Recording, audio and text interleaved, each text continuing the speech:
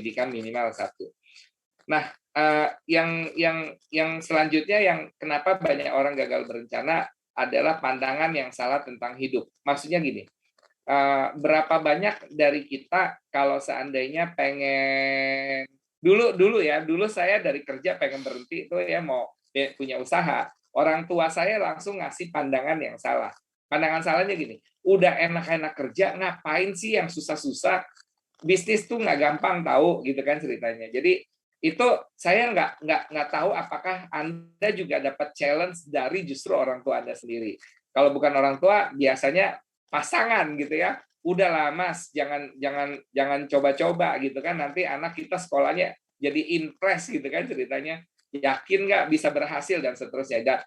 Dan itu pandangan-pandangan yang salah yang membuat banyak orang mengurungkan niatnya untuk untuk meraih mimpi berikutnya. Karena saya banyak sekali rintangan justru datang dari keluarga saya sendiri. Pertama kali saya mau jadi coach misalnya gitu ya. Jangankan jadi coach, Pak, punya coach aja dicaci maki, Pak. Gila apa lo gitu kan ceritanya, bayar 12 juta sebulan. Pada saat itu tahun 2005. Jadi 2005 saya sudah kenal namanya coach gitu ya, dan saya bayar 12 juta 1 bulan. Saya rasa tahun 2005 itu UMR-nya baru sekitar 1 juta, Pak. Jadi bayangkan kalau seandainya gaji Anda 1 juta, sekarang UMR ya, UMR-nya 4,6, 1 ke 12, berarti kalau UMR-nya 4,5, anggap 4 juta deh Pak, 4 kali 4. 4 kali 4 berapa tuh Pak? Sorry, 1 juta jadi 12 kali lipat ya. Jadi 48 juta Pak. Jadi kalau gaji Anda 4 juta, coba bayangin bos Anda harus bayar 48 juta untuk punya coach gitu kan. Dan saya nekat, saya tubruk Pak, karena saya nggak tahu lagi mau nanya kemana untuk bisnis saya. Udah saya nekat aja, masuk aja, karena udah nggak punya pilihan, saya bingung mau nanya kemana gitu ya. Kemudian mau jadi coach waktu itu karena saya lihat kayaknya saya bisa deh jadi coach gitu ya. Kemudian saya tubruk juga ketemu sama master franchise-nya, saya tanya untuk jadi coach berapa, saya kaget lagi gitu ya, kaget yang berkali-kali. Ternyata jadi coach bayarnya license-nya 380 juta pada saat itu. Belum lagi biaya 100 juta terbang ke Las Vegas untuk pendidikannya, hotelnya, tiket pesawatnya segala macam. Saya minjem duit lagi Pak. Jadi pandangan yang mesti dilurusin gini. Saya akan bilang gini, saya beruntung tidak banyak mendengar pendapat orang lain. Jadi sekali lagi saya sering tuh ya nonton TikTok sekarang, kuping kita harus ditutup gitu ya, belajar jadi kodok budak untuk meraih kesuksesan kita. Karena terlalu banyak orang yang sayang sama kita dan mereka tidak mau lihat kita gagal gitu ya. Dan hanya sedikit orang yang pengen melihat kita berhasil. Jadi kata lainnya sebenarnya mereka mau lihat kita berhasil, tapi mereka takut lihat kita gagal gitu loh. Jadi daripada lu gagal nanti susah gitu ya, nanti juga itu ujung-ujungnya nyusahin gue, mendingan udah lu santai-santai aja deh. Yang udah ada syukuri gitu kan ceritanya. Nah, itu pandangan-pandangan salah tentang hidup. Kemudian tidak bisa disangkal bahwa bangsa ini pernah dijajah 3,5 abad. Dan ini guyonan gitu ya. Di Jawa terutama, bangsa kita tuh paling banyak kena jajah. Bayangkan, jajah itu kan berarti kita lebih ke doktrin yang namanya kerja paksa, kerja romusa, kerja rodi, kerja gitu kan ceritanya. Jadi budaya kerja ini ada di Jawa, tidak di Sumatera. Coba bayangkan berapa banyak pedagang dari Padang, dari Medan gitu kan ceritanya, kan lebih banyak yang jualannya tuh justru dari Sumatera. Kenapa? Karena saya dengar ternyata Sumatera yang paling tidak terlalu banyak penjajahan terjadi di Sumatera. Jadi dan penjajahan ini membuat masyarakat Indonesia, saya rasa di baby boomers, Gen X dan Gen Y ya, saya rasa Gen Z sudah berubah. Mereka ke doktrin kalau kerja harus jadi pegawai negeri. Kenapa? Karena ada kestabilan, karena ada kepastian, ada pensiun dan seterusnya. Jadi mereka memilih kerja karena ada sebuah kepastian. Justru saya pengen tanya, justru kan kalau kerja nggak pasti, Pak. Karena begitu pensiun, hidup Anda jadi nggak pasti. Mana pasti, Pak, 30% kita bisa hidup dengan sisa 30% dari gajinya kita gitu kan. Hidup malah nggak pasti, Pak. Justru yang lebih pasti itu yang nggak ada. Kalau Anda mau hidupnya pasti-pasti aja, kayak katanya sih yang pasti di dalam kehidupan adalah meninggal. Kita hidup suatu hari pasti meninggal. Itu pasti tuh, gitu kan ceritanya. Tinggal nanti kapan kita dipanggil kembali oleh Yang Maha Kuasa gitu. Nah, ini yang membuat kita gagal berencana.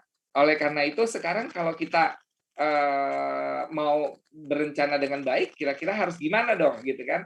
Nah, ini ada satu hal, saya masuknya ke membuat detail rencana mereka. Jadi gini, kalau saya mau tanya sama siapa nih yang udah hadir di sini, ini sambil mendengar, sambil mungkin masih ada yang menggoreng, masih ngasuh anak gitu ya. Saya ngobrolnya sama Pak Indra aja deh. Pak Indra boleh dinyalakan Pak, mic-nya Pak. Alright. Siap, Coach. Pak Indra, pernah tahu nggak Pak, satu mobil itu kalau dipretelin nih Pak, rangkaiannya ada berapa item Pak? Nggak tahu, Coach. Ada 5.500 Pak Indra. Wow. Ada 5.500 item komponen kalau dipretelin gitu kan ceritanya. Dan jadi waktu itu gini, mereka gagal membuat sebuah rencana karena mereka nggak mendetailkan rencananya mereka. Jadi kalau kita bicara di sini, apa sih beda mimpi sama impian? Nah, ini kalau guyonan ya, buat saya guyonan nih. Mimpi itu nggak disengaja. Kita tidur kan nggak sengaja, tiba-tiba mimpi datang gitu kan. Sedangkan impian itu disengaja gitu loh ceritanya. Jadi mimpi itu lebih ke hayalan. Anda berhayal nih. Ada lagunya tuh waktu itu tuh. Andai tuh jadi orang kaya. Ya cuma gitu doang ya, berandai-andai. Sedangkan impian enggak. Impian itu Anda harus punya sebuah rencana yang jelas gitu ya. Dan oleh karena itu saya pengen mengajak teman-teman untuk mengerti bedanya mimpi sama impian. Yang kita ajak di sini adalah kita kalau nggak mau gagal, yang pertama kita harus punya impian. Sekali lagi, bukan punya mimpi gitu ya. Jadi jangan sering-sering bermimpi, tapi sering-seringlah punya impian. Nah, impian yang jelas, impian yang detail adalah impian yang smart. Saya belajar lebih daripada smart, ada namanya welcome outcome, ada 14 komponen, tapi saya yakin dalam 1 jam nggak mungkin bisa dijelaskan dengan singkat gitu ya. Jadi saya ceritanya tentang smart. Bagaimana Anda menjabarkan mimpi Anda? Apakah mimpi Anda sudah smart? Coba saya mau lihat di kolom ketikan Anda, di chatnya Anda, sebutkan satu aja mimpinya Anda, satu impian Anda 5 tahun ke depan. Silakan diketik di kolom chat Anda, impian saya 1 tahun ke depan tuh apa? Silakan. Saya juga mau ngetik 5 tahun ke depan ya. Jadi 5 tahun ke depan, impian saya, you coach punya 1 juta member aktif yang memakai aplikasi. Nah, tuh. Jadi ini impian saya. Oke, apa impian Anda 5 tahun ke depan? Silakan, saya masih menunggu di kolom chatnya Anda. Apakah kira-kira impian Anda punya komponen SMART, spesifik, measurable, attainable, relevant, and timely. Saya masih tunggu kolom chatnya Anda. Pensiun dini, oke. Pensiun dini itu besok lebih dini atau 5 tahun ya, 5 tahun ke depan pensiun dini nih Pak Nanta. 5 tahun ya, karena kalau nggak ditulis 5 tahun ke depan, pensiun dininya kapan nggak jelas. Pensiun dini masih spesifik nggak ya? Kayaknya masih abstrak nih Pak Nanta. Alat ukurnya pensiun dini ini apa? Kemudian bisa nggak kita raih pensiunnya? Kayaknya bisa. Relevan nggak dengan hidupnya Anda sekarang? Relevan, karena saya kenal Pak Nanta. 5 tahun ke depan jelas. Nah, tinggal measurable sama spesifiknya nih Pak Nanta. Yang belum, yang masih bisa di challenge gitu ya. Selama masih bisa di challenge, berarti perencanaan kita masih belum detail. Jadi kalau di sini ada penjelasan what do you want to do. Jadi specifically. Jadi apa yang ingin kita kerjain kalau seandainya kita mencapai mimpinya kita itu, impian kita. Kemudian how will you track your progress? Bagaimana cara nge-tracknya gitu ya. Saya lihat lagi di sini udah ada settingan. Punya 3 unit bisnis yang berjalan dengan 3 super team dengan omset per bulan 100 juta profit. Dengan omset per bulan minimal 100 juta profit. Ini ambigu nih Pak Tarmidi, dengan omset 100 juta per bulan atau dengan profit 100 juta per bulan? Profit 100 juta per bulan. Sip. 3 unit bisnis dengan super team omset untung 100 juta per bulan, untung dari 3 usaha tersebut. Oke. Lebih spesifik sih Pak, lebih spesifik dibanding katakanlah Pak Ananta. Endang Trisiana, ini mudah-mudahan ini ibu ya, bukan bapak ya, Trisiana, harusnya ibu. Saya ingin mengadakan pengajian gratis untuk anak-anak usia dini di lingkungan rumah dan sedekah Al-Quran yang berlanjut dari hasil usaha sendiri. Sip. Berapa banyak anak-anak usia dini yang ibu mau ajak untuk pengajian? Kemudian kira-kira cuman pengajian aja, maksudnya mengaji atau pengajian gratis nih. Pengajian gratis kayaknya kalau sekolah pengajian kan lebih jelas. Kalau pengajian gratis kenapa ngaji itu gratis ya gitu. Pengajian kan harusnya udah gratis. Kalau sekolah ngaji mungkin harus gratis gitu ya ceritanya. Saya rasa saya koreksi di sini Bu Endang, saya ingin mengadakan sekolah pengajian gratis untuk anak-anak usia dini, misalnya kurang lebih 100 orang, serta sedekah Al-Quran yang berlanjut dari hasil usaha sendiri. Jadi semakin spesifik teman-teman, itu akan membuat kita lebih tahu kita mau kemana. Bu Nining, bermanfaat bagi masyarakat desa wisata UMKM dan menyatukan Dewi seluruh Indonesia. Dewi ini di highlight besar, saya rasa ini institusinya ya. Bermanfaat bagi masyarakat desa wisata. Cara bermanfaatnya, alat ukurnya apa? Karena menurut saya membangun satu pendopo aja, menurut saya udah bermanfaat. Saya bangun sebuah rumah ibadah udah bermanfaat. Jadi bermanfaatnya mesti lebih spesifik, Bu Nining. Ya, relevan. Saya belum kenal Bu Nining. Relevan ini apa yang lagi saya kerjain sama apa yang nanti saya dapetin, relevan atau enggak? Jangan sampai nggak relevan. Contoh nggak relevan gini. Saya mimpinya seperti Pak Tarmidi, misalnya punya 3 usaha yang untungnya 100 juta sebulan. Nggak relevannya misalnya saya pengen punya let's say saya pengen mimpi yang lainnya itu adalah saya pengen menjadi eselon 1 di pemerintahan. Nah, ini agak membingungkan nih kalau ada orang pengen berkarir di pemerintahan targetnya eselon 1, tapi di satu sisi juga mau punya usaha 3 biji untung 100 juta. Saya curiga nanti di eselon 1-nya dia harus punya usaha 3.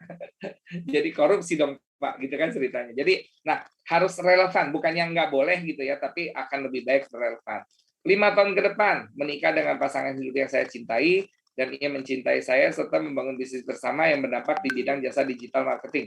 Wes, keren. Bu Nurul, menikah dengan pasangan hidup yang saya cintai. Oke. Nah, yang saya cintai ini dijabarin lagi tuh kalau bisa tuh. Yang beda berapa tahun, kemudian apa satu agama, apakah sukunya penting dari satu suku, dan seterusnya. Kemudian membangun bisnis bersama yang berdampak di bidang jasa digital marketing. Itu cukup spesifik. Oke. Nah, saya cuma ingat ini Pak Indra, impian saya 5 tahun ke depan. Puji syukur Tuhan memberikan saya manfaat dengan sharing tentang motivasi kewirausahaan dan digital marketing kepada 1 juta orang. Mantap. Dalam bisnis punya 50 outlet minuman teh yang bisa menyerap 100 tenaga kerja dan profit 100 juta per bulan. Mantap. Ini spesifik nih namanya Pak Indra. Pak Muhammad Sudirman, membangun ekonomi umat lebih berkah. Ini terlalu abstrak Pak Sudirman. Harus lebih spesifik. Maksudnya ekonomi umat yang lebih berkah itu seperti apa? Jadi saya masih ingat kata-katanya Pak Rudi Soraya. Beliau adalah penasehat keuangannya Pak Mokhtar Yadi, orang bule Pak Australia. Waktu saya ketemu beliau tuh umurnya sekitar 64. Beliau cuma bilang gini, Gendro, apa yang you mau kerjain itu sangat jelas buat saya, saking jelasnya tapi terlalu banyak. Jadi kamu harus pilih satu dulu, kemudian satunya ini harus bisa dijabarkan dan harus ada alat ukurnya. Jadi kata lain alat ukur adalah berapa budgetnya yang dibutuhkan untuk mencapai mimpinya saya. Dan saya nggak bisa menjabarkan budgetnya. Dan sederhananya Pak Rudi cuma bilang gini, coba kamu detailin lagi deh, sehingga kamu nanti tahu berapa budget yang dibutuhkan. Menariknya, kalau saya ajak ngobrol Pak Tarbidi ya Pak. Pak, kalau kita bangun rumah ya Pak. Suaranya bentar, kedengeran kita ngomong. Bentar. Oke, siap. Pak Tarmidi, kalau kita bangun rumah kira-kira butuh berapa duit Pak Tarmidi? Kalau katakanlah tipe 36 sekitar sekarang mungkin sekitar 300 juta minimal. Asik Pak, karena Pak Tarmidi langsung ngomongin kalau tipe 36. Sekarang kalau tadi kan saya cuma bilang rumah Pak. Berarti ya Pak ya. Kalau saya cuma bilang, Pak kita bangun rumah butuh berapa duit? Bingung Pak orang jawabnya Pak. Bangunannya berapa lantai, berapa ukurannya, gitu loh ceritanya. Jadi kalau Pak Tarmidi, kalau kita bilang, saya mau bangun rumah tipe 36, yang kamarnya ada 2, yang kamar mandinya ada 1, yang halamannya muat 1 mobil, yang ruang tamunya cukup 3x4 saja, yang jendelanya saya nggak mau banyak-banyak, saya cuma mau ada 4.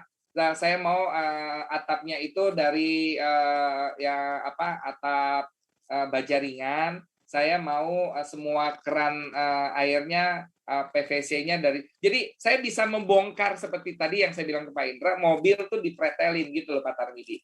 Jadi bayangin kalau kita bangun rumah dan kita tahu komponennya apa aja buat bangun, tentunya kita tahu berapa anggaran yang kita butuhin. Dan kalau kita tahu apa yang kita mau bangun, kemudian kita tahu anggaran yang kita mau yang dibutuhkan berapa, otomatis makin kebayang tuh attain atau tidak gitu loh. Bisa atau enggak kita raih. Relevan, makin relevannya makin kelihatan atau tidak gitu loh ceritanya.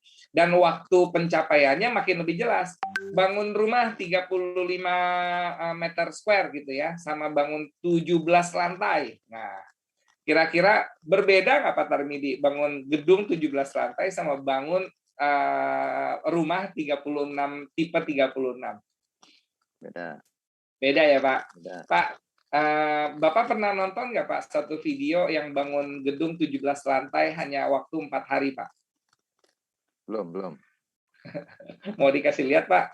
Ini ada loh di China ya, mereka bangunan 17 lantai, itu sekarang rata-rata cuma makan waktu 4 hari, sinting, gila bener. Dan mereka bangun gedung itu udah kayak susun puzzle, kayak Tetris gitu loh ceritanya. Dan bangunannya itu tahan gempa 7 skala Richter gitu ya ceritanya. Jadi saya pergi ke Semarang 4 hari, balik lagi ke rumah, tiba-tiba sebelah saya gedung 17 lantai. 4 hari kawan-kawan. Jadi tapi saya bilang kalau perencanaan yang nggak matang nggak bakal bisa 4 hari. Ya, jadi sekali lagi kenapa banyak orang tidak mencapai impiannya? Ya karena mereka nggak tahu mimpinya apa gitu loh ceritanya. Ya Tuhan berikanlah saya rezeki. Emang belum dapat rezeki. Udah punya pasangan, udah bisa sekolah, udah punya rumah, nggak ngegembel, itu kan rezeki gitu loh ceritanya. Jadi kalau kita mintalah secara spesifik gitu loh ceritanya. Nah, lucunya Pak Tarmidi waktu itu saya pernah minta satu orang kiai untuk mendoakan teman saya. Itu ditanyanya sejelas-jelasnya sama si Pak Kiai. Gendro maunya apa? Ya saya mau keduanya hidup tentram. Maksudnya tentram tuh apa gitu? Diminta spesifik karena kalau saya doa ke atas harus spesifik, kalau nggak nanti Tuhan nggak dengar gitu kan ceritanya. Bayangkan, doa aja harus spesifik, apalagi mimpi ya. Jadi sekali lagi impiannya teman-teman tuh harus spesifik. Nah, mereka gagal membuat detail dari rencana mereka karena mereka terlalu cepat menyerah. Mereka tidak paham chunking down, tidak dapat membedakan impian sama hayalan. Nah, ini juga penting nih ya. Jarang mau ngobrol sama Pak Tarmidi, sama Pak Indra, sama Pak Ananta, ya. Nggak ada mentor atau guru yang baik dalam mengajarkan perencanaan yang baik. Dan sekali lagi kesempurnaan datang karena dari sebuah kebiasaan. Jadi saya mulai terbiasa membuat sebuah impian yang dijabarkan gitu kan ceritanya. Dan jadi sekarang karena udah